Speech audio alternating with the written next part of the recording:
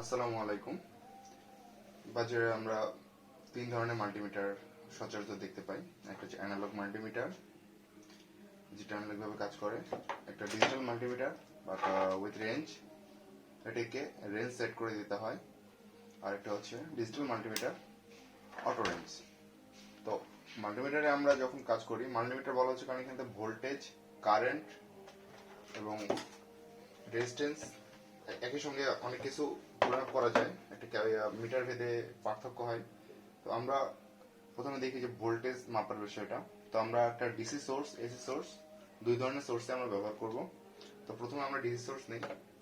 তো তো আমরা যে ডিসি সোর্স মাপতে যাই, তো আমাদেরকে পয়েন্ট করে দিতে হবে ডিসির দিকে। যদি আমরা এসিতে মাপতে চাই, তো আমরা এসিতে পয়েন্ট করে দিতে হবে। যদি রেজিস্ট্যান্স মাপতে চাই, তো আমাদের মিটারের কাঁটাটা রেজিস্ট্যান্সে ইন্ডিকেট করে দিতে হবে, অথবা কারেন্ট চাইলে কারেন্টে। তো আমরা এখন ভোল্টেজ পরিমাপ করব। তো প্রথমে আমরা দেখি অ্যানালগ মাল্টিমিটারে কিভাবে ভোল্টেজ পরিমাপ করা যায়। অ্যানালগ মাল্টিমিটারে দুটো প্রোব আছে, একটা পজিটিভ আর নেগেটিভ। নর্মালি পজিটিভটাকে লাল কালার অথবা রেড কালারে দেওয়া হয় এবং নেগেটিভটাকে বা কমনটাকে ব্ল্যাক কালারে দেওয়া হয়। তো আমরা যদি এটা মাপতে যাই, তো এটা হচ্ছে ব্যাটারি ইন্ডিকেশন হচ্ছে পজিটিভ এন্ড নেগেটিভ। তো এখন আমরা ভোল্টেজটা পরিমাপ করব। ভোল্টেজ পরিমাপের জন্য পজিটিভ প্রোবটাকে পজিটিভ প্রান্তে, নেগেটিভটাকে নেগেটিভ প্রান্তে লাগাবো। দেখা যায় এটা আমাদের রেঞ্জে আছে 10 এর রেঞ্জে। এখানে আপনারা দেখতে পাচ্ছেন 10, 50, 250 তিন ধরনের রেঞ্জ আছে। তো সেই হিসাবে এটা যদি 10 এর রেঞ্জে দিই, তো পুরো কাঁটাটা, পুরো স্কেলটা পরিমাপ হবে 10।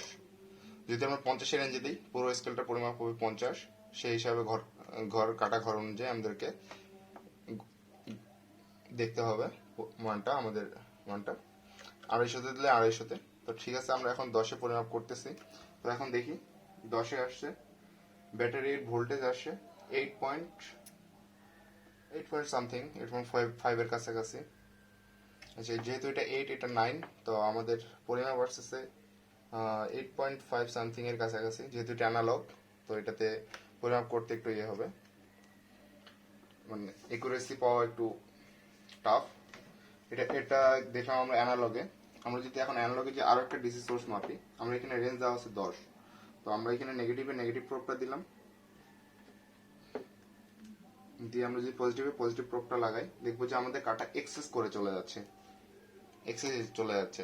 এর কারণ হচ্ছে ব্যাটারি হয়তোবা এই রেঞ্জের বাইরে আছে ভোল্টেজটা। তো আমরা রেঞ্জ একটু করে বাড়াই, দেখি আমরা 50 এর রেঞ্জে পাই কিনা। হ্যাঁ, আমরা 50 এর রেঞ্জে পাইছি। তো এখানে দেখি যদি আমরা 50 এর রেঞ্জে দিই, তো আমরা মিডিলের 10, 50, 250 আর মিডিল স্কেলটাকে কনসিডার করব। তো এক ঘর হচ্ছে 5, 10, 15, 20 এভাবে করে 10 ঘরে 50। তো এক ঘরের মান হবে আমাদের 5 করে। তো আমরা দেখি, তো 10, 11 পয়েন্ট সামথিং। এটাকে ত্রুটিটাকে কমানোর জন্য এটাকে আমাদের এই কাটাটাকে আমাদেরকে পুরো একদম পুরো 90 ডিগ্রি বরাবর দেখতে হবে। তাহলে আমাদের যে দৃষ্টি ত্রুটিটা যেটা আছে, এটা অনেকাংশে কমে যাবে। তো আমরা ডিসি সোর্সটা দেখলাম। আমরা এখন অ্যানালগ মাল্টিমিটার থেকে এখন আমরা ট্রাই করব ডিজিটাল মাল্টিমিটার রেঞ্জ সহ। এটাতে যেমন রেঞ্জ আছে অ্যানালগে, এটাতেও রেঞ্জ আছে। তো মাল্টিমিটার চালু করার জন্য এটা অফ কন্ডিশনে থাকে। তো প্রথমে আমরা মাপবো হচ্ছে ভোল্টেজ ডিসি। এটা হচ্ছে এসি, এটা হচ্ছে ডিসি। এসিটা একটু সাইন ওয়েভের মতো একটু কার্ভ থাকে। তো আমরা যখন উইথ রেঞ্জে মাপতে যাব, তখন আমরা আমাদের মানটা যদি অজানা হয়, তো আমরা সর্বপ্রথম করব যে সবচেয়ে বেশি যে ভ্যালুটা রেঞ্জটা, সেই রেঞ্জে দিয়ে দেব। এতে আমাদের কাজের সুবিধা হয়। 8 ভোল্ট আসছে, এখানে মাইনাস সাইন দেখাচ্ছে। মাইনাস সাইনটা দেখার কারণ হচ্ছে আমি পোলারিটিটা এক্সচেঞ্জ করে ফেলছি। যেহেতু এটা প্লাস, এটা মাইনাস, আমি পোলারিটি এক্সচেঞ্জ করার জন্য এটা মাইনাস ভ্যালু শো করতেছে। তো আমরা এটাতে পজিটিভ, নেগেটিভ দিলে 8। হ্যাঁ, এবং অ্যানালগ মাল্টিমিটারে আমাদের কমন দুইটা প্রব দিয়ে আমরা ভোল্টেজ, কারেন্ট, রেজিস্ট্যান্স সব মেজার করতে পারি। কিন্তু আমরা যখন ডিজিটালে আসব, তখন আমাদেরকে দেখতে হবে একদিকে আমাদের ভোল্টেজ, একটা পয়েন্টে ভোল্টেজ মাপার জন্য, এবং আরেকটা পয়েন্ট হচ্ছে আমাদের কারেন্ট মাপার জন্য। যেহেতু এটা কমন থাকে দুই দিকেই। সো আমরা ভোল্টেজ এটা খেয়াল করবো যেন এটা ভোল্টেজটা প্রবটা ভোল্টেজে লাগানো থাকে। তো আমরা মেজার করে ফেলছি, যেহেতু আমাদের এটা আননোন যদি থাকে, তাহলে আমরা দিয়ে দেখি 8 ভোল্ট। আমরা চাইলে এখন ডিফারেন্ট সোর্স ইউজ করতে পারি। এটা 11 ভোল্ট শো করতেছে। এটা গেল রেঞ্জে। এখানেও রেঞ্জ আছে, আমরা যদি 20 রেঞ্জ পর্যন্ত দিই, তাহলে আমরা 12 ভোল্ট শো করতেছে।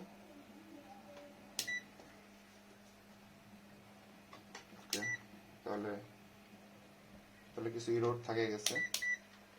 আচ্ছা, আমরা 20 রেঞ্জে দেখি। আর আমরা যে কোনো মান একুরেট পাওয়ার জন্য আমরা সবচেয়ে কাছাকাছি যে রেঞ্জটা থাকবে সেই রেঞ্জে আমরা পরিমাপ করব, এতে আমাদের ভ্যালুটা একুরেট আসার চান্স বেশি থাকে।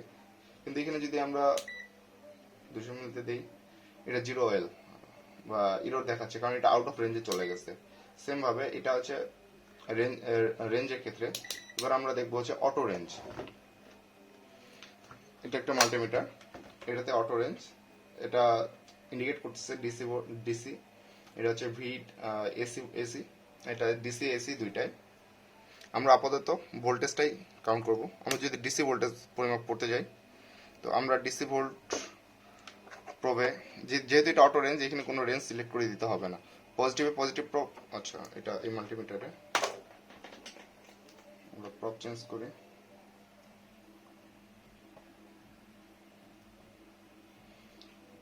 পজিটিভটাকে আমরা পজিটিভে ধরি, নেগেটিভটাকে নেগেটিভে। আমরা দেখি এটা 8.4 সামথিং ভ্যালু আসতেছে। যেহেতু এটা অটো রেঞ্জ, এখানে কোনো রেঞ্জ সিলেক্ট করে দেওয়া লাগবে না। আমি যদি আরেকটা সোর্স কনসিডার করি, 12.11। এটা ডিফারেন্ট মাল্টিমিটার ভেদে ডিফারেন্ট আমাদের ভ্যালু ভ্যারি করতে পারে। আচ্ছা, আমরা ডিসি সোর্স দেখলাম, আমরা একটা এসি সোর্স নিয়ে এখন দেখব যে এসি সোর্সে যদি আমরা ভুলক্রমে যদি ডিসিতে ইন্ডিকেট করে রাখি, তাহলে আমরা ইরর পাবো।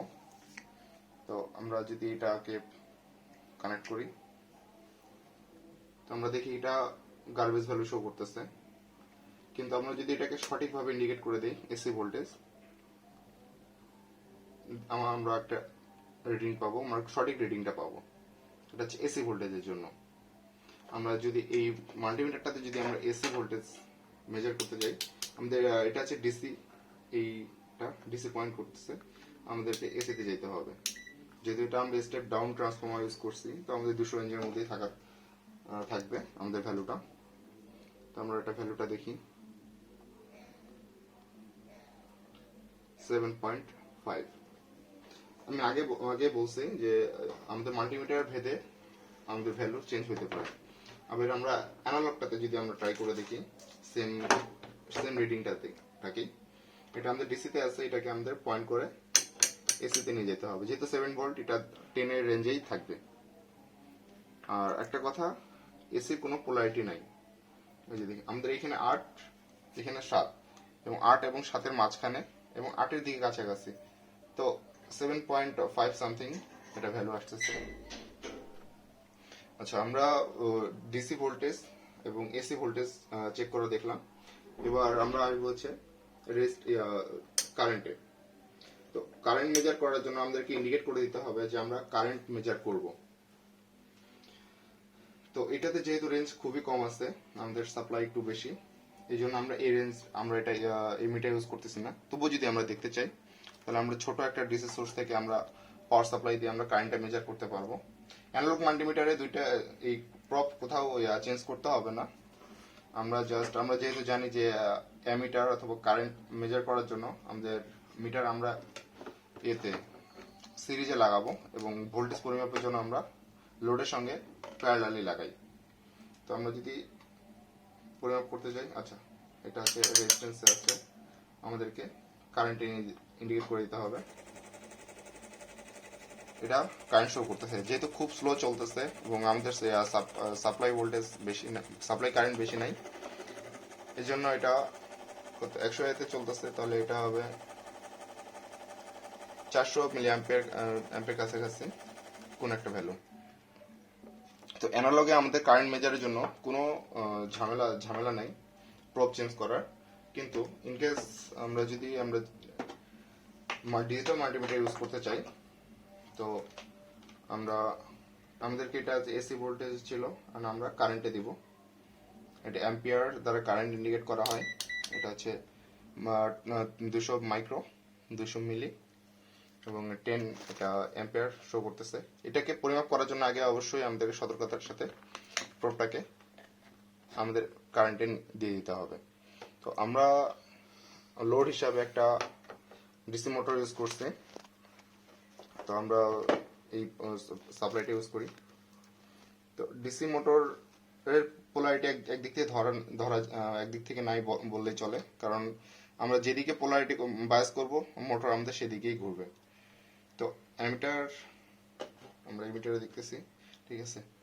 তো আমাদের যে মিটারটা কানেকশন দিব লোড আর সাপ্লাইয়ের মাঝখানে সিরিজে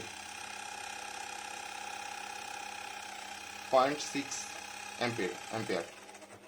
যেহেতু এটা আমাদের সাপ্লাইটা এদিক থেকে আসতেছে, এখানে ভিসিসি, এখানে লোড, সো আমাদের ধরার পোলারিটিটা ভিন্ন হয়েছিল, যার জন্য আমাদের মাইনাস ভ্যালু আসতেছিল। আবার দেখি যে ডিসি এখানে এই জায়গার এখানে,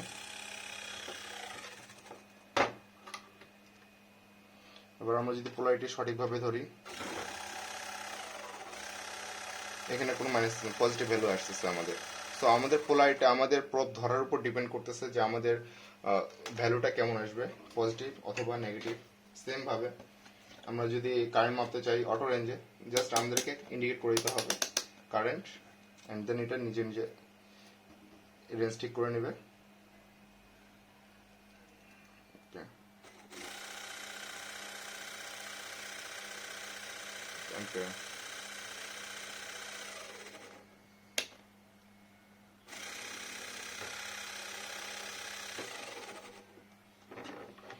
আমরা voltage, AC voltage, DC voltage, current দেখলাম।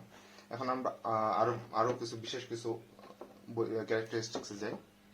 তো আমরা রেজিস্ট্যান্স যদি মেজার করতে যাই, এখানে একটা দেখার বিষয় আছে। অ্যানালগ মাল্টিমিটারে আমরা ভোল্টেজ, কারেন্ট, আমরা স্কেল, আমরা ক্লকওয়াইজ আমরা কাউন্ট করতেছি, বাট আমরা যখন রেজিস্ট্যান্স মেজার করতে যাব তখন আমাদেরকে এটা অ্যান্টি ক্লকওয়াইজ দেখতে হবে। এটা 1 মেগা ওহম।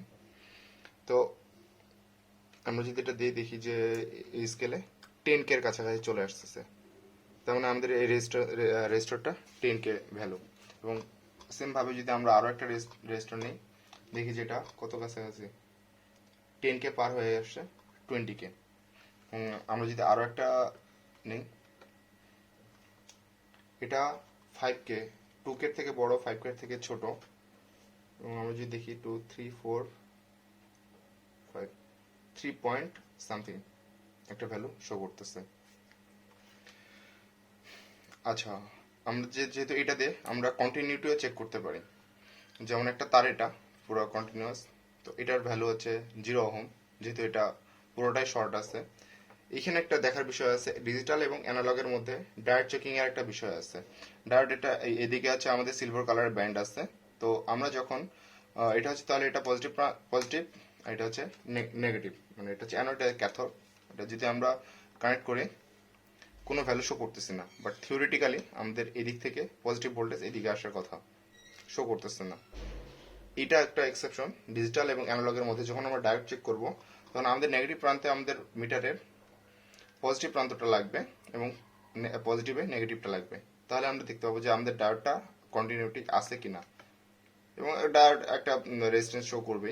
জাস্ট এটা একটু দেখতে হবে যে যখন এটা আছে আমাদের এটা বিপরীতভাবে লাগাইতে হবে। যেমন আমরা যদি একটা ডিজিটাল মাল্টিমিটারে দেখি যে আমরা যদি রেজিস্ট্যান্স অথবা কন্টিনিউটি চেক করতে চাই, তখন আমরা কোন পোলারিটিতে কানেক্ট করতেছি। তো আমরা দেখব যে পজিটিভে পজিটিভ, নেগেটিভে নেগেটিভ দিলে,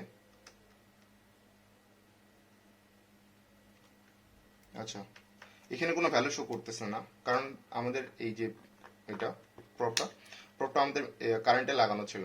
এটা হচ্ছে আমাদের এখানে লাগাইতে হবে। এখানে voltage, resistance, diode check, continuity check, এটার জন্য আমাদের এই পয়েন্টে আমাদের কানেক্ট করে রাখতে হবে। এখন আমরা যদি কানেক্ট করি, ডিজিটাল মাল্টিমিটারে দেখি যে আমাদের ডায়োডের রেজিস্ট্যান্সটা দেখি, যে আমরা যদি পজিটিভ দিকটা, নেগেটিভ দিকটা লাগাই, তাহলে দেখি আমরা একটা ভ্যালু পাচ্ছি।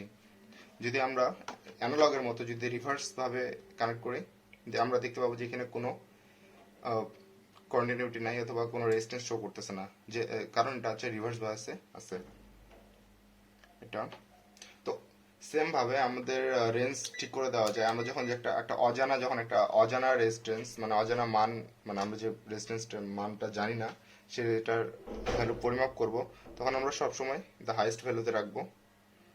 এটা হচ্ছে মেগা ইয়েতে আছে, রেঞ্জে আছে। এটাকে আমি দেখি, এটাতে 200 কেতেও পাচ্ছে 20 কিলো ওহম এটার রেঞ্জ। তো এটাকে যদি আমরা 20 কে দিই, আমরা ভ্যালু পাবো এবং আরো অ্যাকুরেটলি পাবো। এটা আসলে অ্যাকুরেটলি 20-তে নাই, বাট আমরা যখন রেঞ্জ বাড়াবো তখন আমাদের মানটার অ্যাকুরেসি কমে যাবে। তো এটাকে যদি আমি আরো নিচে নামাই দিই, তখন দেখবো যে এটা আউট অফ রেঞ্জে চলে গেছে। এবং অটো রেঞ্জটাও সেম ভাবে কাজ করে। আমাদেরকে প্রবটাকে এই পয়েন্টে লাগায় রাখতে হবে এবং আমাদেরকে এটাকে ইন্ডিকেট করে দিতে হবে রেজিস্ট্যান্সে।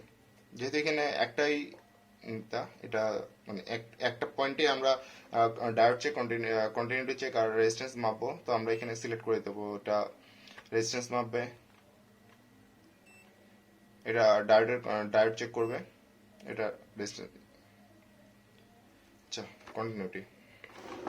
এবং আরেকটা দিক আছে যে যদি আমরা একটা ক্যাপাসিটরের ভ্যালু পরিমাপ করতে চাই, দেন আমাদের অ্যানালগ মাল্টিমিটারে আমাদের কোনো অপশন নাই। কিছু ডিজিটাল মাল্টিমিটারে এটা অপশন নাই। আবার যদি আমরা একটু উপরের দিকে যাই, তখন আমরা দেখবো যে কিছু মাল্টিমিটারে আমাদের ক্যাপাসিটরের ভ্যালু বের করারও একটা অপশন থাকে। তো সেই ক্ষেত্রে ক্যাপাসিটরের ক্ষেত্রেও পয়েন্টটা আমাদের প্রবটা এখানেই লাগে থাকবে। আমরা ক্যাপাসিটরের দুই প্রান্তে, আচ্ছা আমি ভুল মাল্টিমিটারের প্রব ধরে বসেছিলাম,